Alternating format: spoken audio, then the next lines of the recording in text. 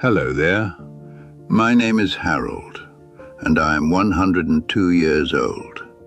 Yes, 102. And every time I say that, I see the same reaction. A raised eyebrow, a quiet pause, sometimes even a little disbelief. I don't blame you. When I was young, I never imagined I would live this long either. Back then, reaching 70 or 80 already felt like a full life. But here I am, still here, still breathing, still thinking, still sharing. And if you're listening to me right now, I assume you're wondering the same thing everyone asks. How? How does a man live this long without losing himself along the way? Well, let me tell you something honestly. There was no miracle, no secret pill, no perfect plan that I followed from day one. What I had were habits, simple habits, quiet decisions, repeated day after day, year after year, until they became part of who I am. I lived through times when food was scarce and times when it was abundant. I've seen the world go from home-cooked meals to fast food on every corner. I've watched people become busier, more stressed, and more disconnected from their own bodies. And through all of that, I kept things simple. Today, I want to share the 7 eating habits that guided my life. Not because I think they're perfect, but because they worked, for me, over a very long time. So take your time, listen carefully, and maybe, just maybe, you'll find something here that changes the way you live your own life. Let me start with something that may sound small, but turned out to be one of the most powerful habits I ever built. I never ate until I was completely full. Now, I didn't learn this from a book. No one taught me this as a rule. It came from experience. I remember being a young man, working long days, coming home hungry, really hungry. And like most people, I would sit down and eat quickly, large portions, big bites, no pause. And afterward, I felt it, that heaviness, that slow, uncomfortable feeling in my stomach. That moment where you lean back in your chair and think, maybe that was too much. At first, I ignored it. I thought that feeling meant I had eaten well, that I was satisfied. But over time, I started noticing something. Whenever I ate less, just a little less, I felt better, lighter, more awake, more capable. So I began to experiment. I started stopping earlier, not when I was stuffed, but when I felt like I didn't need another bite. And that simple adjustment changed everything. You see, your body doesn't tell you immediately when it's full. There's a delay. By the time you feel completely full, you've already eaten more than you need. Most people don't realize that. They eat until the signal arrives, but by then it's too late. I trained myself to stop before that point. Sometimes I would sit there, looking at the last few bites on my plate, and choose not to eat them. Not because I didn't want to, but because I didn't need to. That distinction matters. Over time, this habit kept my weight stable without effort. I never had to go on a diet. I never had to force myself into restriction, because I wasn't overeating to begin with. And more importantly, I never placed unnecessary stress on my body. Think about it this way. Every time you overeat, your body has to work harder. Your stomach expands, your organs adjust, your energy shifts toward digestion instead of function. Now imagine doing that every day for years. That strain adds up. But when you eat just enough, your body stays balanced. And over decades, that balance becomes strength. If you take only one thing from me today, let it be this: stop before you're full. It may feel strange at first. It may even feel like you're missing out. But in the long run, you're giving your body exactly what it needs. When I was a boy, food didn't come in packages. There were no labels, No long ingredient lists. No artificial flavors trying to mimic something real. Food came from the ground, from the farm, from the kitchen. My mother would cook meals from scratch, vegetables fresh from the market, bread made by hand, soups that simmered for hours.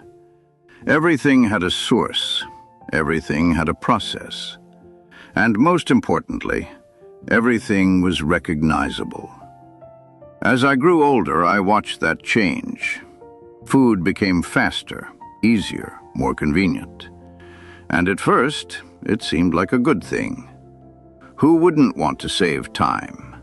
Who wouldn't want something quick and easy? But convenience came at a cost.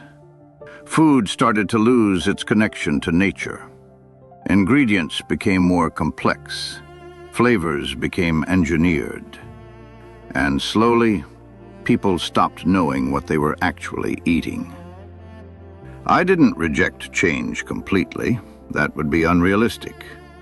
But I made a conscious effort to keep real food at the center of my life. Vegetables, fruits, grains, beans, eggs, simple meats. Food that my body could understand. Because here's something I learned over time. Your body is incredibly intelligent.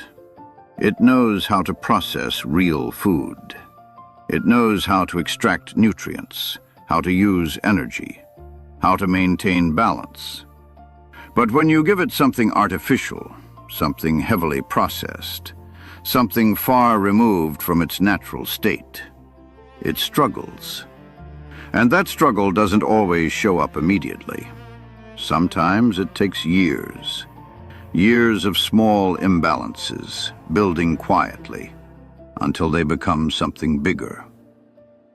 I didn't want that. So I kept things simple, not perfect, just consistent. If I could recognize the food, I ate it. If it came from nature, I trusted it. And over time, that trust paid off. Let me ask you something. When was the last time you sat down with no distractions and truly paid attention to your meal? Not your phone, not the television, not your thoughts racing ahead to the next task. Just the food. For me, that was everyday life. I didn't rush my meals. I didn't eat standing up. I didn't treat food like something to get through quickly. I treated it as a moment, a pause in the day. I would sit down, take a breath, and begin. Slow bites, thorough chewing, a steady rhythm. And over time, I realized how powerful that was. Eating slowly gives your body time to respond. It allows your brain to recognize when you've had enough. It supports digestion. It reduces overeating without you even trying. But beyond that, it creates awareness. You notice flavors. You appreciate textures. You become present. And that presence changes everything. Today, people eat quickly. Meals are rushed, distracted, and often excessive. But your body isn't built for speed. It's built for rhythm. And when you slow down, you return to that rhythm. For me, eating slowly wasn't just a habit. It was a form of respect. Respect for my body, and respect for the food itself. There was a time when fat became the enemy. People avoided it, feared it, removed it from their diets completely. But I never went to that extreme. I believed in balance. I consumed natural fats throughout my life, not excessively, but without fear. Butter, olive oil, nuts, eggs, even meat with some fat on it. And I never saw those foods as harmful. In fact, they satisfied me. They kept me full longer. They provided steady energy. They supported my body in ways I could feel. The problem isn't fat itself. The problem is imbalance. Too much sugar, too many processed foods, too much excess.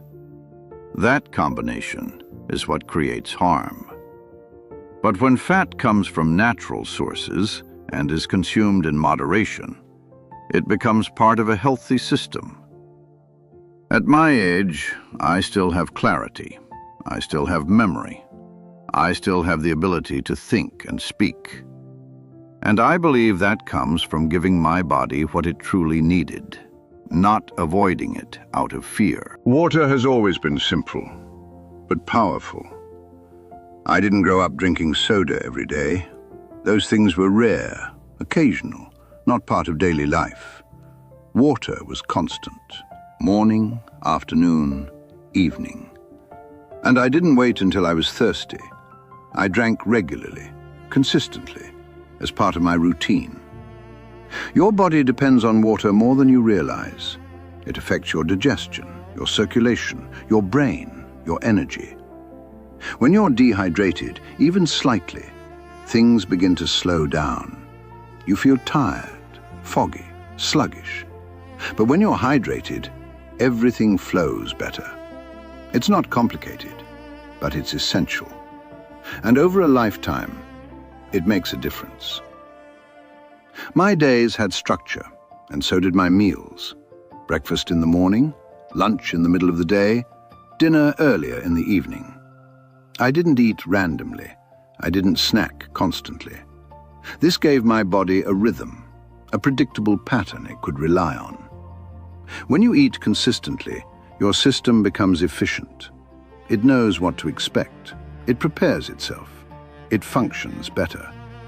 But when you eat at all hours, your body never settles.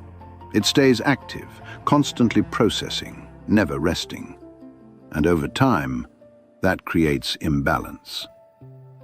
Consistency may not seem exciting, but it is powerful. And for me, it became a foundation. This is the hardest habit, because it's not about food. It's about how you deal with life. I didn't eat to escape, not boredom, not stress, not sadness.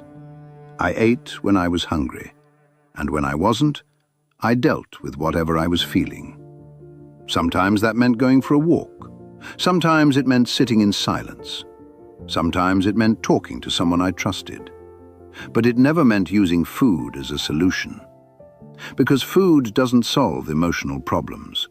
It only hides them, temporarily. And over time, that habit can harm both your body and your mind.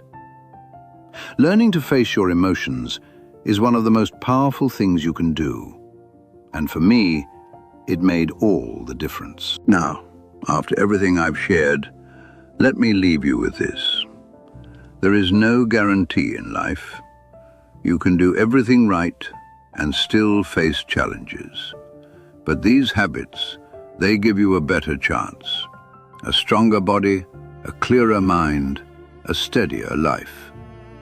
You don't have to change everything today. Just start small. One habit, one decision, and then repeat it. Because that's where the real power lies. Not in perfection, but in consistency. Take care of your body, and it will take care of you. Thank you for listening, and I hope you live a long, meaningful, and truly healthy life.